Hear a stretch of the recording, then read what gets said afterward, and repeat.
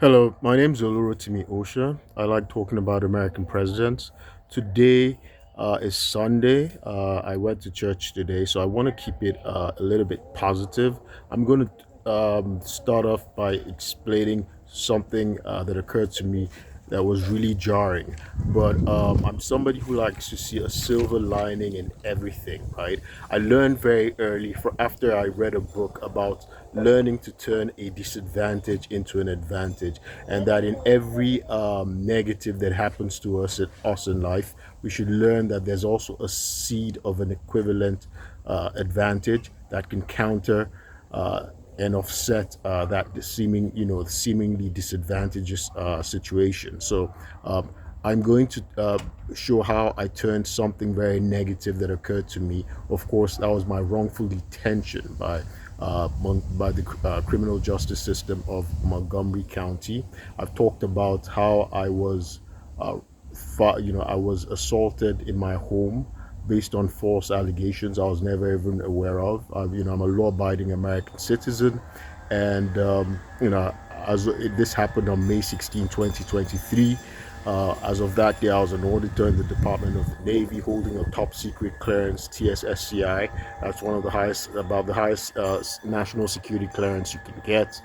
And I had several degrees. I still have several degrees, right? I hold a Doctor of Law degree from George Washington University Law School.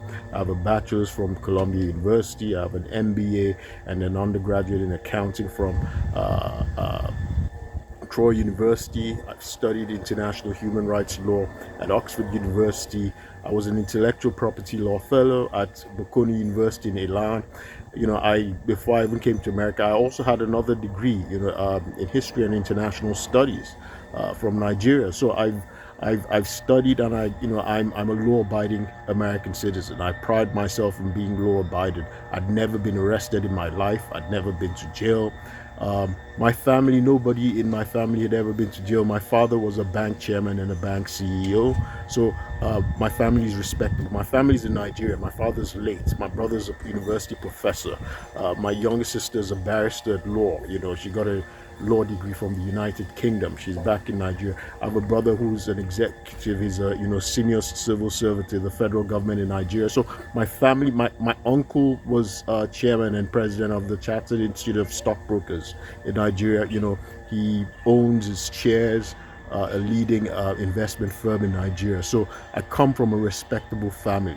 The late Pius Adesomi, Professor Pius Adesomi, who was director of the Institute of African Studies at Carleton University in Canada, who died in the Ethiopian Airlines plane crash, was it March 10, 2019, may so rest in peace, was my first cousin. The first Miss Nigeria, right, was my father's cousin, right? So that's Grace Oyelude. So I come from a respectable family. My friends are leading figures in Nigerian government right now. So I was a John S. McCain Strategic Defense Fellow, right? The Department of Defense. It's a senior leadership career development program, senior leadership track program created by Congress, and I was the number one pick in my cohort. So I don't have a profile of criminality or anything like that. I've never fraternized with criminals, but I found myself, and I'm somebody who, I went to church today. I'm respected amongst my friends and my family, but based on false allegations, I found myself in an unfortunate situation, right? It could have been worse. It could have been more tragic because I could have been killed. I was shot at by Montgomery County police officers and law enforcement in my home. About 40 of them raided me, shot at me, I shot at my head, with a projectile. I bled profusely. I was tasered. I was tear gassed, pepper sprayed inside my apartment where I lived alone. I didn't know what was going on. And they handcuffed me and removed me naked, dumped me in a hospital, arrested me at the door of the hospital, and led me off to jail on false charges. So that was that. I was there. They filed false charges, made false accusations, fabrications, right? Complete fabrication. This happened in from May 16, 2023, right? So it's over 2.5 years now, right? I haven't had my complete freedom. I haven't had a trial, right? So I learned about the injustices of the criminal justice system. Fortunately, I write, as of that time, I owned a magazine and I've published extensively. So it was an opportunity for me to do investigative journalism, having an inside look at our corrupt criminal justice system in Montgomery County, Maryland, right? So it's not just the cops that are crooked. There was also prosecutorial misconduct. The state attorney's office of John McCarthy, it's corrupt, it's crooked, right? They file false charges. The judges are corrupt, right? So it's collusion, right? They work together, to execute these corrupt practices, and in part because of money, in part because of racial animus because black men are disproportionately the victims of this mass incarceration. So today I'm going to be talking about Bill Clinton's the consequences, what my own experience from Bill Clinton's crime bill, right? Bill Clinton's atrocious, abysmal crime bill that disproportionately affected black people, right? Bill Clinton's, it's the Violent Crime Control and Law Enforcement Act of 1994, also called the Crime Bill. It made about $9.7 billion available by the federal government to build prisons, and it provided $8.7 billion of those to states as grants to build new prisons if they adopted the truth in sentencing provisions, right? The idea of truth in sentencing was that sentenced people, inmates, would serve at least 85% of their sentences, right? So the idea is to keep these prisons that have been built house to make sure to keep them occupied, that they're not vacant. So you see the incentive for cops to file false charges and just incarcerate people unjustly without trial, and the judges are complicit with it. So the prison system is it's a racket, right? So it's because it's operated by private businesses, right? So even though it's owned by the federal government, but it's run and operated by private industry, private businesses, right? So remember that with the 13th Amendment, the abolition of slavery, the abolition of slavery in the 13th through the 13th Amendment, slavery was abolished in the society. But if one's imprisoned, if they're convicted for a crime, if they're imprisoned because of a crime, they can still be held in involuntary servitude, right? So in my case, even though I haven't had a trial, I haven't been convicted of anything, and it's based on trumped up charges that I was detained in Montgomery County Correctional Facilities. I sort of was used as slave labor involuntarily, right? So these are the atrocities that happen, and I'll tell my story later on. So I did slave labor, right, involuntarily in America. So I was used to do work, and you see many people, they're lured because where I was held, it's called the Montgomery County Correctional Facility. It's where they hold people who have not yet had their trial, pre-trial, right? It's pre-trial detention. They've only been charged with a crime. They've not been convicted, right? Remember, our system says you're innocent until proven guilty, but that's not the case when people are detained for long periods, right? Because normally they will detain you before your trial if you pose a flight risk or you're a danger to the community. So in my case, I was not a danger to the community. The state offered me a plea bargain, which I refused. The plea bargain was for me to go and do a mental health evaluation and take treatment. I was a middle-aged man when when I was when I was you know when I was assaulted in my home, right, through a siege by Montgomery County police officers. I wasn't committing any crime. They didn't have an arrest warrant. It was just hearsay, a fabricated allegations that I was even unaware of. Under the law, Sixth Amendment, I'm entitled to face my accuser in court, know my charges, right? Face my accuser in court, and cross-examine them. I've not been given that opportunity to date, so I refused any plea bargain, saying I want to go to trial because it's fabricated. Till today, I haven't been given the evidence of the crime I committed. Right? The police who came without an arrest warrant claimed I assaulted them.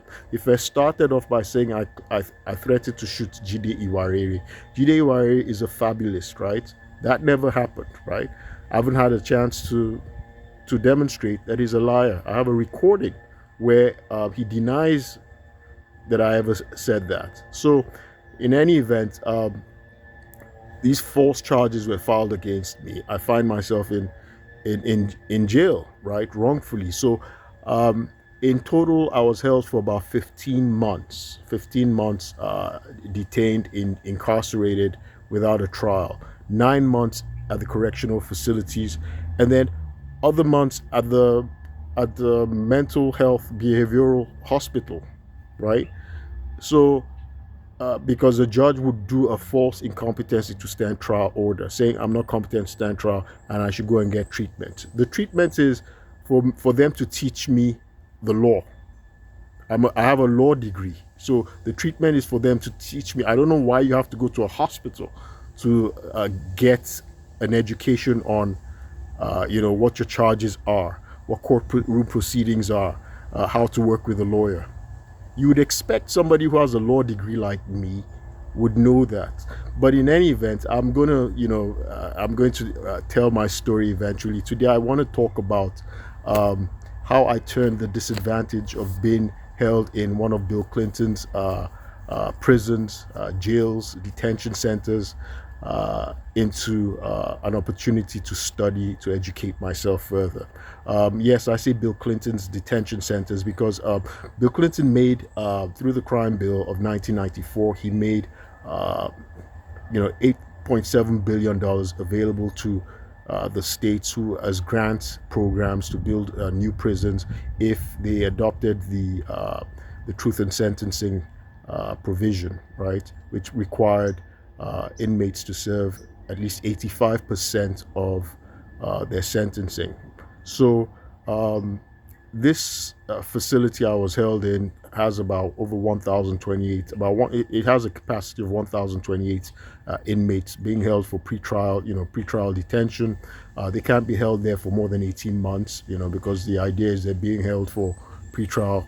So it's not a prison. It's prison is when you've been convicted and sentenced. But the fact is that you're still held with people who are, some of them are criminals. Many, some are not guilty. Police. The thing is, the police or the state, they're not supposed to be filing charges against innocent people like me. So what they've done is, in my case, I experienced police misconduct and prosecutorial misconduct and judicial misconduct. So I'm not the only one who suffers this. So it gave me an ability to now empathize and understand that not everybody who's been to jail, who's been incarcerated, is actually a criminal, right? We have a criminal justice system. We have a crooked criminal justice system. There are people who are innocent, like in my case, and I'll be vindicated, right? I can't wait for that. I'm still waiting for my day to receive justice. Again, today I want to just talk about the books I read. So the reason I was saying that Bill Clinton's prisons is because he made $8.7 billion available to the states where, through the programs that accepted truth in sentencing provision, which requires inmates to serve 85% of their sentencing, right? So, yes, Montgomery County Correctional Facility, it's in Boyd's. Is it Wayland Boyd's in Maryland? It's near Clarksburg. It's normally called the Clarksburg prison. It's not a prison, it's a detention center. It was built in 2003, and some of the money that was made available to it came from Bill Clinton's crime bill, money from Bill Clinton's crime bill through grants that were given to the states, right? Yes, it did. A lot of the money is from recordation taxes, general obligation bonds from the county, the states, state aid grants. But yes, some of Bill Clinton's money for the construction of prisons went to build the Boyd's Correctional Montgomery County Correctional Facility, which was built in 2003. I think it was started about 2001, where I was being held, where I was wrongfully held for many months. So I had an interesting experience there as well, right? I for most of the time, I had a cell on my own. Obviously, that was something I had. The first time I was locked up, I was shocked, when they placed the handcuffs on me. They transported me there, and I'm seeing that they're just making fabrications, right? Because, when you're first arrested, you get an opportunity to have a bond. And then the sergeant comes along, one sergeant, John King. He was the one who arrested me at the hospital because, after because I was injured by the police, shot at by the police in my home. So I was taken to the hospital. I was there for about 2 weeks where they treated me for my injuries. I suffered permanent nerve damage. I was bleeding and all that. So they arrested me at the hospital. I was stunned, right? That, wow, these cops came to injure me in my home. I had no idea. They didn't tell me why, and they're arresting me. Is this a joke? They're arresting me at the door of the hospital. So they transport me. So I have a bond hearing, right? And the judge says that they should hold me without bond, saying I'm dangerous, because the surgeon came and lied and said they came to deliver an emergency evaluation petition to take me to a hospital because they said my uncle, Jide Warida, threatened to shoot my uncle. I'm stunned. I was using a public defender, right? Because I didn't have any money on me. I was removed from my home naked, completely naked. So I had no money, no way to contact my family to get money. There was, my family's in Nigeria. So I had to use a public defender. I was trying to call people. They coerce you at the detention center to use a public defender. I'd never been to jail, so it was my first time. So they coerce you to use a public defender. The public defender told me not to talk. This public defender was completely incompetent. The public defender told me, okay, I'm going to be released on bond because it was like, look, you have a job, you have your own apartment, you've never been arrested before, you hold a top secret clearance, you got no problem, you're going to be released on bond. But the sergeant came, his name is Sergeant John King, white guy with all these tattoos. He looks like a criminal, like a gangster himself. He comes and then he lies. He said that they came to deliver an emergency petition to my home. And as soon as I opened the door, I wanted to hit them with a baseball bat. I'm like, what? Baseball bat? I don't own a baseball bat. I don't watch baseball. So you see the stereotype of the white guy who watches baseball all the time. So to him, gangsters like Al Capone, they all have baseball bats. So he's lying. He's committing perjury, But I can't talk because the public defender told me not to say anything. So I don't say anything. I said I wanted to hit them with a baseball bat and I wanted to stab them, and that's why they started to tase me. That so trying to attack a cop, that's something terrible. That's dreadful. So when a judge hears that, gosh, you wanted to hit them with a baseball bat, that's terrible, So she said, oh, dangerous, hold me without bond. So I'm stuck there, right? So at the beginning, the first thing I do is I'm praying because I'm stunned. I'm praying. I'm a Christian. So I asked for a Bible. I read a Bible. So the Bible was one of the first things I read. I read the Bible from cover to cover, which I'd done several times, but it was the first thing I did. But as I mentioned several times, this judge, so when I was eventually released, over 2 months later, I was released, and they had the guy who went to tell lies against me got me an attorney, and that attorney continued with the lie, right? So the attorney, I think he got me released on condition that I'd go and do an evaluation, a mental health evaluation, and he was trying to coerce me to take the plea bargain that they offered me, which I refused. So when I was released, fortunately, I have an aunt. Ironically, one of the hospitals I was even taken to, my aunt had been a psychiatrist there. I have an aunt. She's my mom's first cousin. She's actually my blood aunt, and she's a psychiatrist. She's a psychiatric nurse practitioner. She's a psychiatrist. She has a law degree. Brilliant woman. She was a law. She had a law degree in Nigeria, qualified for the bar. And she came here. But she could get a job in law, so she switched careers and went through nursing, all of that, and then psychiatry, became a psychiatric nurse practitioner. So she's a psychiatrist. She can diagnose, she can treat, and everything. So she evaluated me, wrote a evaluation that this guy has no mental illness. I've never seen anything wrong with him before.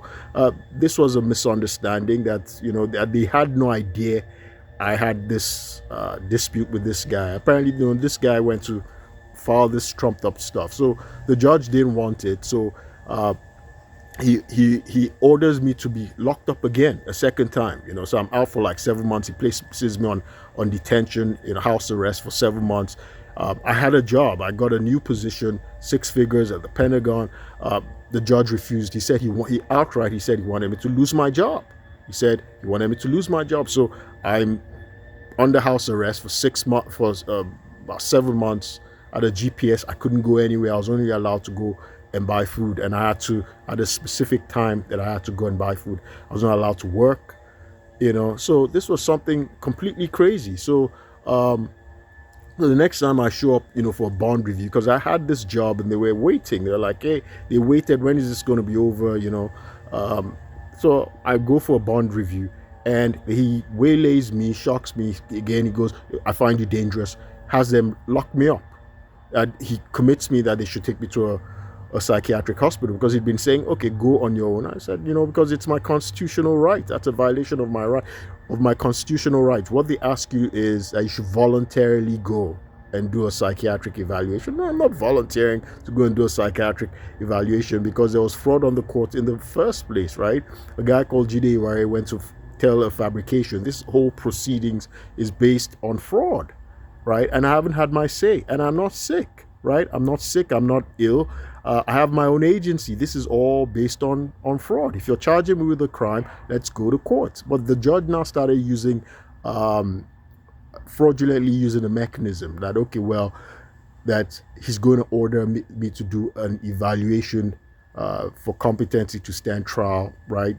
To make sure that I understand my charges, I understand courtroom proceedings, and that I can work with a lawyer, right? So that's what the purpose of having a competency evaluation, right? So which was not required for me. The judge was using fraud on the court. So he said, well, he finds me incompetent. So he says they should go and lock me up. So when by the time they send you back to jail and you're waiting for a hospital bed to open up, right? So I'm basically locked up in jail for like, this second time I was locked up from February till April, locked up. So I'd now understood the rodeo. It was not my first rodeo in jail by this time. So I understood that, okay, hey, I'm just going to be here. I need to learn to be using my time well in when I'm locked up in jail. You can't sit down and be just, I'm going to be productive with my time. I learned that, okay, I can control my own mind, my thoughts while I'm in jail. So this time I had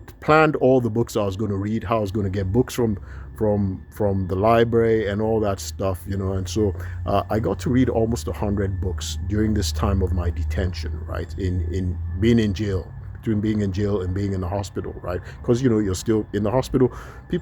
Inmates want to go to the hospital, right, because it's their way out, because many people who are being detained, who've been charged with crime, most of them did commit the crime, or maybe they do have family and they just want to be out, and the state coerces them to take a plea, and they just want a way out because they've got family, they've got, they don't have anybody supporting their family, and they just want this over with, so their will is really strained, and so they take a plea bargain and they take the hospital route and take treatment, and they go on, right? So by this time, it was my second rodeo. I knew how to get books quickly. I planned books I was going to read, what I needed to learn. I decided, well, I'd spend 15 hours to study. Most of the time I was detained in jail, I was I had a room on my own. So I mentioned how, that's, I did performed involuntary servitude, right? That's because, so when correctional officers might abuse their authority, some people asking you to do work. In my case, I did not apply for work. When you're there, immediately they ask you, do you want to work? You work at $2 an hour, right? So you get about, what is it, $60 a month, right? Slave, yeah, slave wages. That was about how much people were being paid. Workers outside were being paid over a century ago. Ago. So basically, and they they try to lure you, saying, well, if you do one of these, their work programs, that you can actually get a lighter sentencing or whatever. In my case, I'm like, no. So they offered me these. I'm like, no, I'm not asking for any lighter sentencing. I'm not going to be convicted of anything. The charges are false. I haven't even had a trial, right? I haven't had a trial. Then other things that they offer you an opportunity to get an education. So when you are there, they get your information. They ask details. They're like, oh, do you want to get your GED? So they asked me how much education I had. I told them, I've had 28 years of education, which I do, right? From kindergarten to high school is typically 12 years, right? If you have a college degree, that's 4 years. That's 16 years of education, right? In total, if you have a bachelor's degree, you have 16 years of education. I actually have 16 years of university education. Yes, I have at least 5 university degrees. So that's with 3 different undergraduate bachelor's degrees, right, as well. Of course, in addition to a Doctor of Law degree, an MBA. So I have 16 years. I'm not even including the other additional courses I've taken by way of work. When I was at Wachovia Securities, they sponsored me for a writing program. I took a course, many courses that I was sponsored for. The same thing with the federal government. I was just taking courses for a year at the federal government, so towards certification. So so I have 16 years of university education. That's about 28 years, at least 16 years. So that's about 28 years, right? So I'm like, no, I don't want to do a GED, right? So they're asking you all these weird things. Something good. Let me quickly mention that, and I'll mention the books that I read, because that was my objective. I'm going to list all the books that I read. One of the inmates I had was a 19-year-old who was a high school dropout, and he was a fentanyl addict. I'd never met addicts or been with them or anything. So he was a fentanyl addict, and he told me stuff, and I gave him books to read. Jail, there's nothing you're going to do in jail. You're locked up, right? You come out maybe just 1 hour, 2 hours, or 3 hours, a day. And so most of the time you're locked up, nothing to do. So I love reading, right? So I decided I'd do 15 hours of reading at least every day. But I used that opportunity to be an investigative journalist. So I interviewed my inmates, my cellmates. I would interview them, ask them about how their lives were. And this guy, right, I've never had interactions with a gang member or criminal or anything like that. But you learn these people's lives. They tell you about their lives and everything. So this guy told me about his life. He told me the gang he joined. He told me lots of stuff. He told me how he became a fentanyl addict. So he was in there for armed robbery. He was just 19 years old. He talks like a white kid. He's a black boy. He talks like a white kid. I found out that the boy, apparently, turns out he's a genius. He didn't even know he's a high school dropout. He's a fentanyl addict. I read a lot. I gave him books to read as well. So we would read. We would get books. We would read. This guy was reading 400 pages in 7 hours. I can't do that. I'm a law school graduate. I've been reading since I was a child.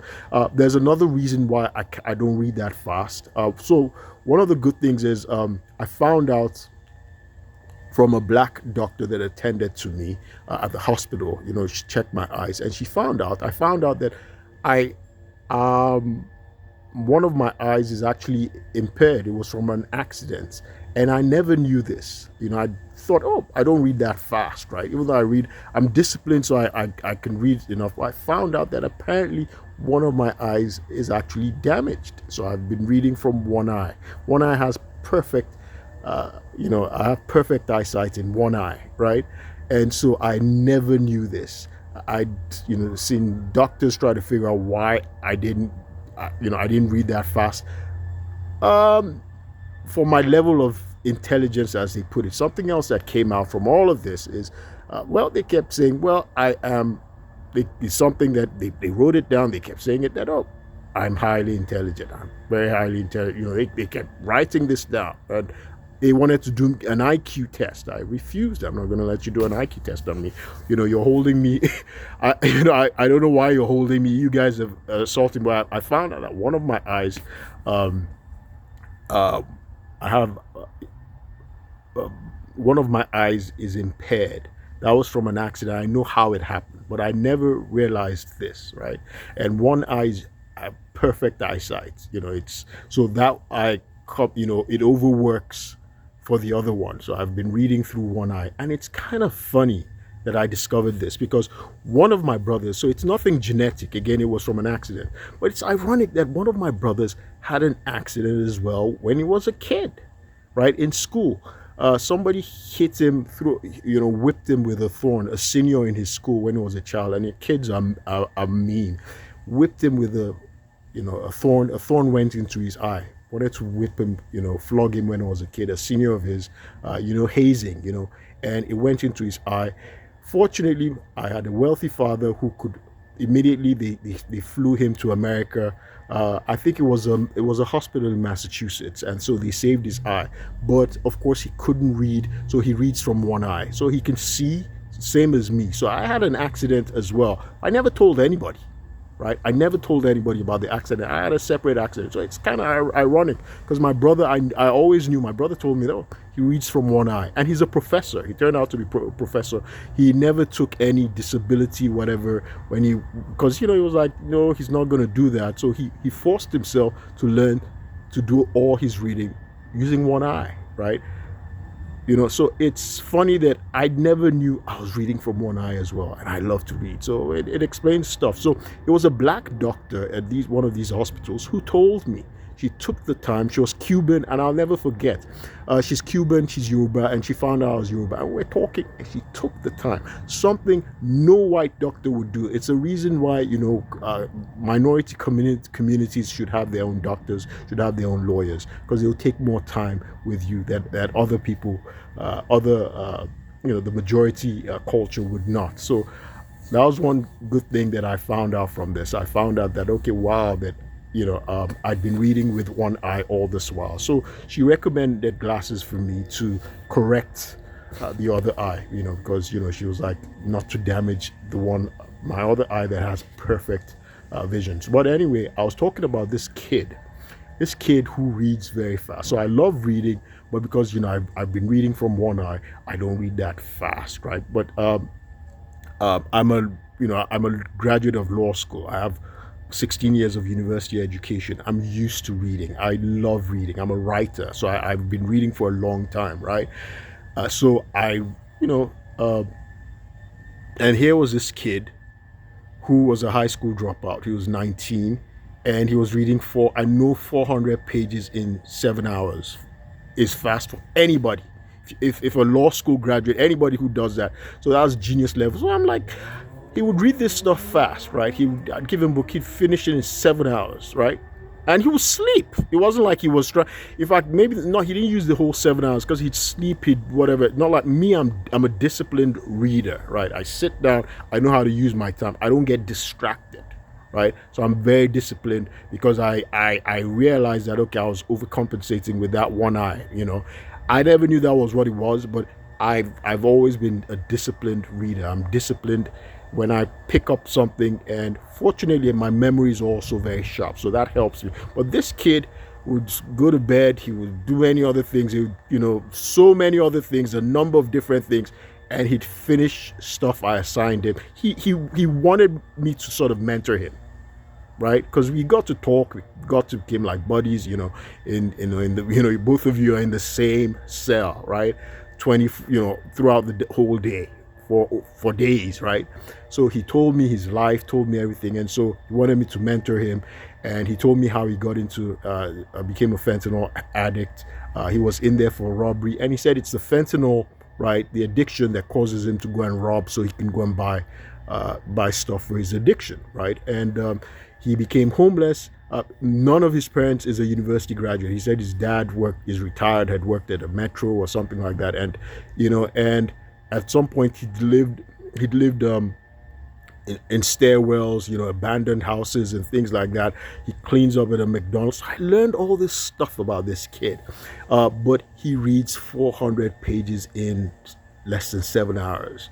So I thought, okay, maybe he's just lying. Maybe he's not really reading. Maybe he reads a page and he jumps. So I started to ask him about what happened, details, everything. This guy knew details. So I'm like, I learned something, that wow, this was a kid whose life was going to go to waste. He's actually a genius. He's a black kid, typically in this country. So he's got something, the ability to be a genius, to be a professor, or he's got an ability, he's got a gift for something, and he's a genius. Nobody knows of him. I've just found this kid. He didn't even know it. And at some point I started wondering, is it his drug addiction that helps him to read fast? Because I was trying to figure out, why can this guy read and understand what he's reading at such an exceptionally fast pace, and he doesn't have the training for it, right? There are people who have the training for something, right, because they've done it over time. But this guy told me he doesn't read. He's never read. He hates reading. So he said no, that in fact the fentanyl slows him down. That in fact, if I'm saying he's such a fast reader, right, that if he hadn't been a fentanyl addict, he'd be far better. He's like, no, that fentanyl like messes up the brain cells and everything, makes him feel slow, right? He just feels like a zombie or whatever, right? So it wasn't fentanyl, it wasn't a drug addiction that was helping him to read at an exceptionally fast rate. So in any event, this guy, I discovered, a neglected kid. He was 19 years old, and he's a black kid, and he's a genius, and he's more of what we need, right? We need more black kids who have the brains and can become professors, medical doctors, surgeons, physicists and things like that, lawyers or whatever. We need more of those, right? So fortunately, he got interested in writing, and he started asking me how he could become a lawyer, what he needs to do. So I encouraged him, and he listened to me. And I told him, because this guy, the same judge who put a guy with 16 years of university education, who'd never committed a crime, who had a job, right? Never been arrested before. The same judge who locked me up for many months was the one who locked this guy up. But the thing is, he keeps giving this guy bond. He gets bond, he goes out, commits to another crime. Even before his trial, he's sent back in. So this guy, it was his third time in jail. And he had so many different charges pending. He'd go out, armed robbery. This time he committed armed robbery with a dangerous weapon, because I'm not gonna, he's gotta, so hey, I can't talk about his case. But in any event, I encourage this guy that, you know what, he should use his time in detention well. He should use it to get a GED. After his GED, go to college, and the sky's the limit. He should not be in a hurry to get out, and I encouraged him to try and get an education while in jail. So he would get many books. They give you a tablet in jail. With the tablet, I got to research cases, read a lot of cases. And as I mentioned before, that I actually studied, I was studying Latin, right? So I'm going to quickly read some of the Latin stuff that I wrote down. I wrote down, I got piles of books. These are books, copious books, notes, and things like that. And I would write. There was a Latin dictionary that I found in the library, Latin dictionary, and I started writing Latin. And of course, I read tons of books, almost 100 books, and I'll give a list of those books that I was reading. One of the quotes that I wrote from in Latin. I can't remember it. I was memorizing. In fact, I had a whole book of Latin and I was memorizing it before, but I can't remember this stuff. Again, I also learned Spanish also while detained. So a Latin quote is from Virgil's. It's from the Aeneid. Aeneid, I had read that in school in Columbia, but I got the Latin, the actual Latin text while I was detained, and it says, "Nec si miserum fortuna synonym finxit venum etiam mendicemque improba fingit." Yeah, it's Latin. We don't speak Latin anymore, but it means, although vile fortune has made Sinon wretched, she has not made him false or mendacious, right? I thought that was a good quote, right? Although vile fortune has made Sinon wretched, she has not made him false or mendacious. So that was one of the Latin quotes that I wrote down. And there's also this. It says, nec, it's nec vir fortis, nec femina casta, right? It means neither were their men strong nor their women chaste, right? It's normally attributed to Polydor,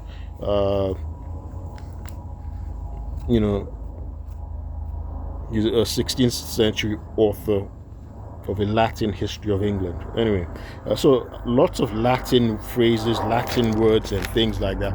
This has gotten long, and I'm just going to, instead of going into the Latin phrases, so lots of books I read. Let me start giving the list of books that I actually read.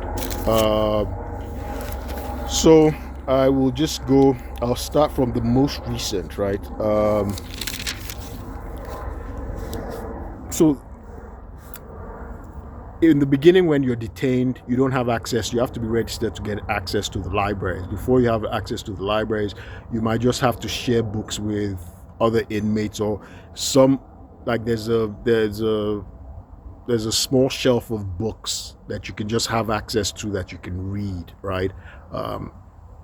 So you can get an excellent education. And if you're friendly with inmates, many inmates, they keep books. They have ways that they have books. So before you get registered with their library, so you can actually go and get books that you want.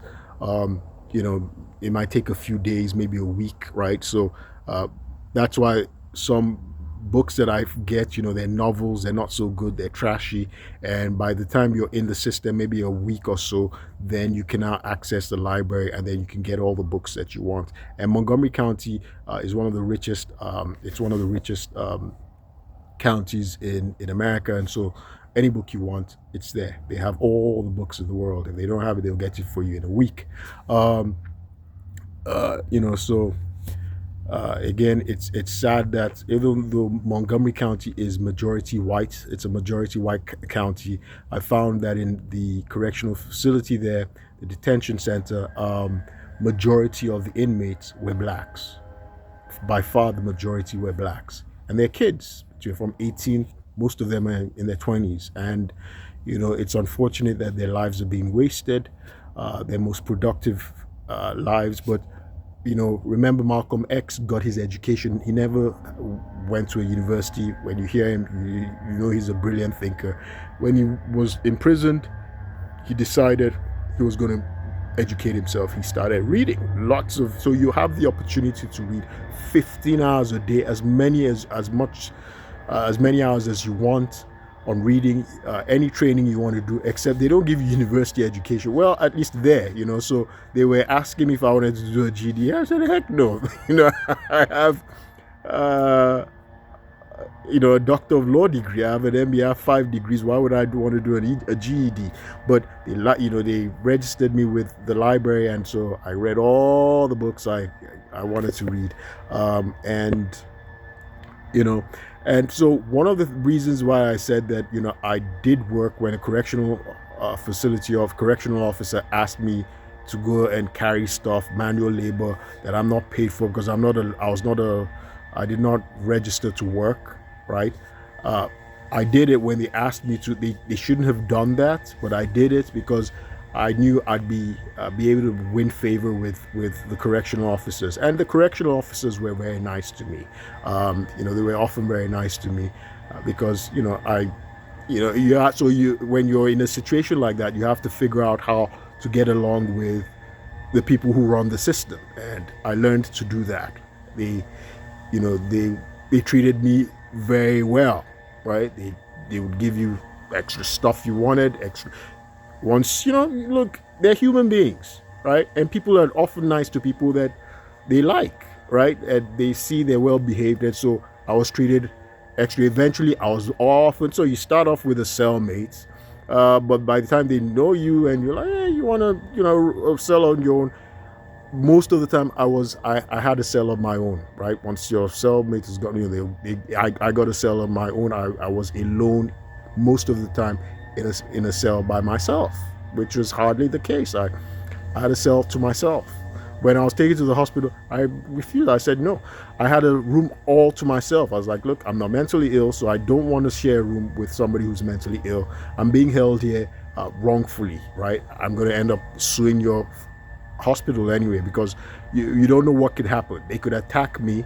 These people, they're dangerous. You deem them dangerous. I'm not dangerous. I'm being held here wrongfully, and I'm not going to risk it. I'm going to come out one day and I'm going to be able to get to sue you guys. So so that's how it sort of went. But let me give you a list. So by the time you get registered, I got better books. So I have certain books here that I would not go to the library to get on my own, but I would read what it was I could lay my hands on. And so so this is the list. This was from November 13, 2024 to June 2025. This is a list I had. Summer of Secrets by a guy called Pon Langen, just a novel. Picture of Dorian Gray by Oscar Wilde. Dorian Gray was a great author. Ethics 3, so that's like an urban novel by a woman called Ashley Antoinette or something, she has Ethic 3, Ethic 1, Ethic 4, Ethic 5, several of them, they're popular there, so I read several of those. Defense Lawyer by James Patterson. It's about Barry Slotnick. It was they have lots of James Patterson books there. Then I read Origin by Dan Brown. I loved it. It's about AI. That's an excellent book. You should get it. I like Dan Brown. Dan Brown wrote Da Vinci Code. It's getting dark. I read Stalin by Stephen Kotkin. So by this time, obviously, I now had access to the library myself, so I could go and get books that I wanted. I read Lenin by Robert Service. I read, there was, one of those books I was there, Islam 101. I read The Ukraine by a guy called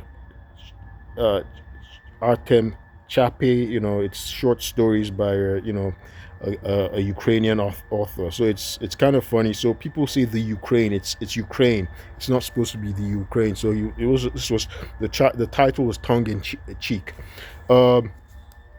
Anyway, You Run by a woman, Wanda M. Morris. Personal Memoirs of Ulysses S. Grant by our 18th president. It was an excellent book. It's in the canon of American classics.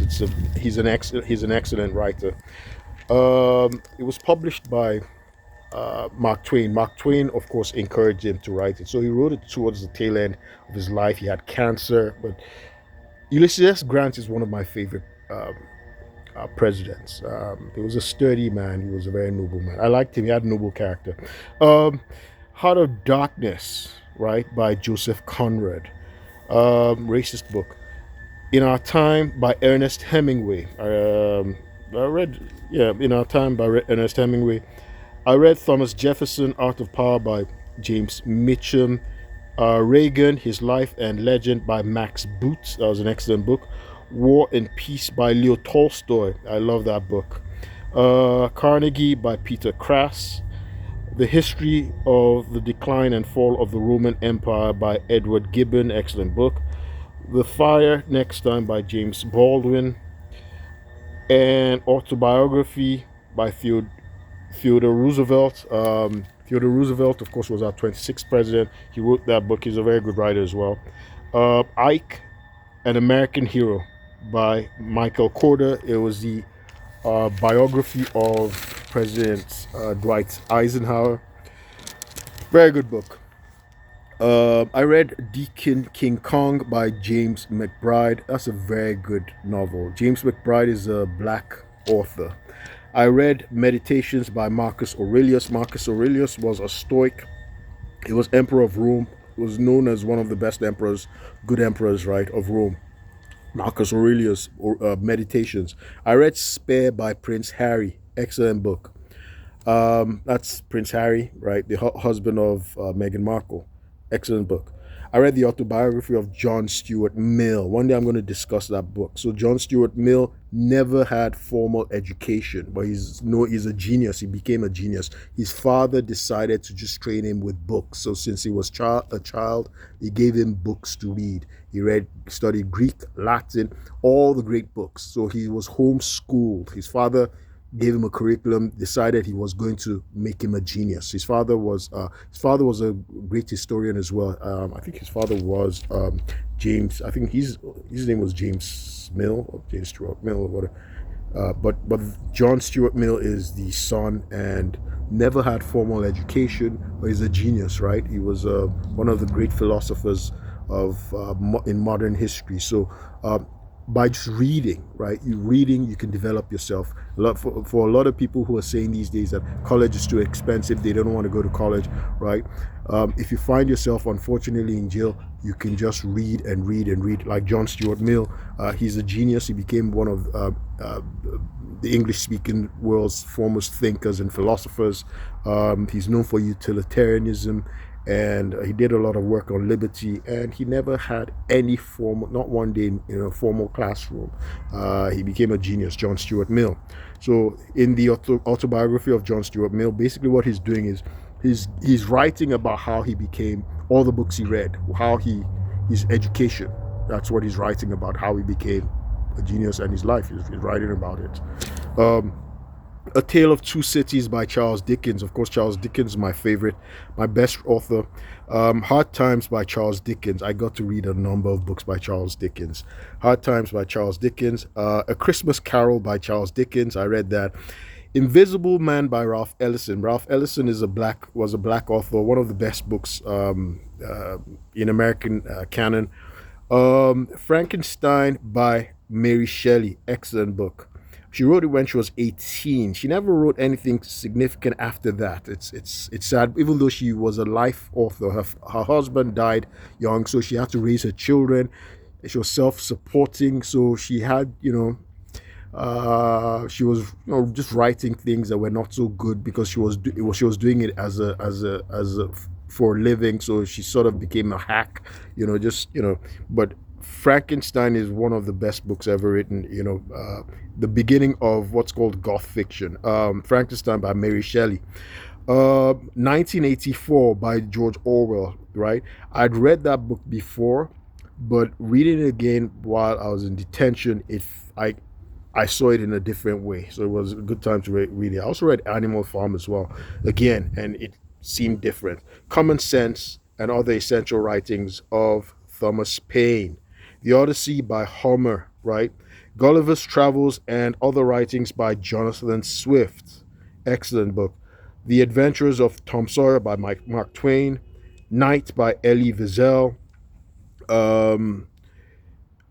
Treasure Island by Robert Louis Stevenson. He's also the author of Jekyll and Hyde. The Battle of the Books by Jonathan Swift. The Alchemist by Paulo Coelho. The Color Purple by Alice Walker. 10th Anniversary by James Patterson. Great Expectations by Charles Dickens. Long Walk to Freedom, the autobiography of Nelson Mandela. Of Mice and Men by John Steinbeck. I'd read that book before. A River Runs Through It and Other Stories by Norman MacLean. I'd watched the book, I'd watched the movie, so I liked reading the book. The Gormenghast. He was a late bloomer. He started writing very late in life. That's Norman MacLean, so it's never too late. The Gormenghast novels by Mervyn peak. They include Titus Grown, Gormenghast, and Titus Alone. The Misadventures of Nero Wolfe, edited by John Pachter.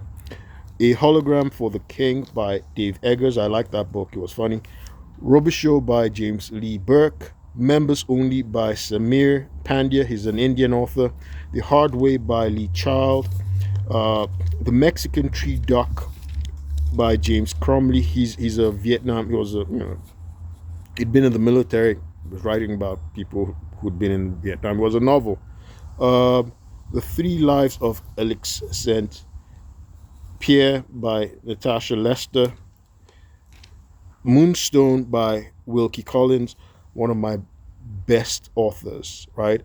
My friend, so unfortunately, I've now spent 3 birthdays in detention, right? One of my very good friends bought me 7 books, and these are the books, and I got to read them. It was, this period, this desert period or whatever, right? This terrible period, it's let me know I have very, very good friends. She wouldn't want me to say her name. She bought me on my birthday. She surprised me, brand new books.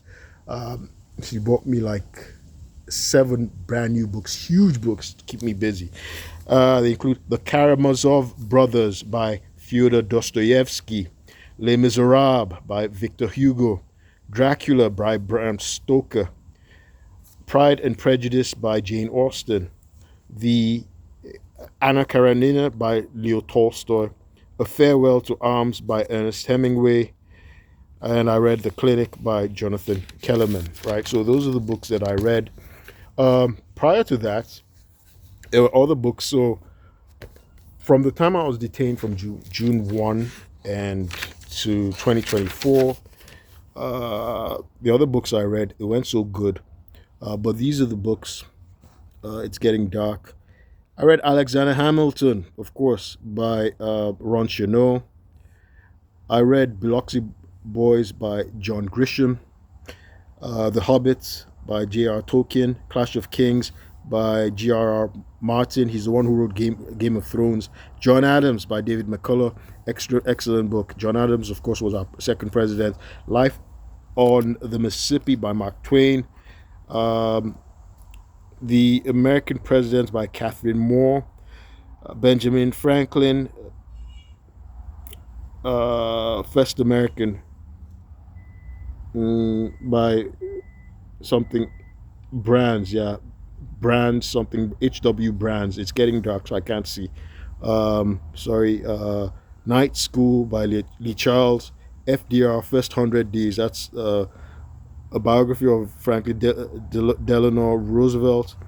Ulysses by James Joyce. Friday Night Lights. It's Getting Dark. I can't see any more. My writing. Deuterocanonicals or Apocrypha. So those are the books of dubious authenticity. Those are books in the Bible, right? So the Bible as we know it, the King James Version, that's what we use. The Roman Catholic Bible, for instance, they have additional books, and they're, other versions of Christianity, they have other books. So I got to order. I saw those in the Bible. While I was detained, I decided I wanted to read these other additional books of Scripture, right? So those are called the Deuterocanonicals or the Apocrypha. Between June 1, 2023 and August 3, 2023, I read I, Alex Cross by James Patterson, Crossfire by James Patterson, Trail, Star Wars. I read by John Grisham. The Associate by John Grisham, Da Vinci Code by Dan Brown. Da Vinci Code by Dan Brown. Hunt for Red October by Tom Clancy. Of course, the Holy Bible. While Justice Sleeps by Stacey Abrams, the politician who ran for governor, right? It was a good book. I liked it. And of course, I also read, I'm getting there, I read a biography, Jefferson by Saul K. Padover. I read all the best, My Life in Letters and Other Writings by George H.W. Bush. The first. That's our 41st president. The Path Between the Seas, Creation of the Panama Canal, 1870 to 1914 by David McCullough. That was an excellent book. I had a whole book of New Yorker magazine writings. I found that I saw just lots of essays. The New Yorker magazine was a compendium, so I got to read all of those. Um, Nothing Like It in the World by Stephen E. Ambrose. Nothing Like It in the World. What was that about again? Yeah, that was Nothing Like It in the book. That's the story of the building of the transcontinental railroads. Meet You in Hell, biography of Andrew Carnegie and Henry Clay Frick. His associate was written by Lee Staniford, and Middlemarch by George Eliot. George Eliot, one of the best authors in the Victorian era. George Eliot was an excellent book. So it's dark now. My name is Olu Osha, and I was just talking about how I turned what was a disadvantage. It appeared as a disadvantage to my advantage, right? I used it to get an education. So that's almost 100 books about how, that I read. And apart from the cases, because so in jail they give you tablets at Montgomery County. So the tablets gives you internet access. You have an internet access. You can access their library, all their books. So you could access their very well stocked legal library. There's a legal library available, so I was using the legal library as well, studying my cases. It's dark. I can't see myself. Again, my name is Olu Osha. I've been wrongfully detained in Montgomery County, Maryland, pivoting on subornation of perjury and fraud on the court. I'll keep you posted. Thank you.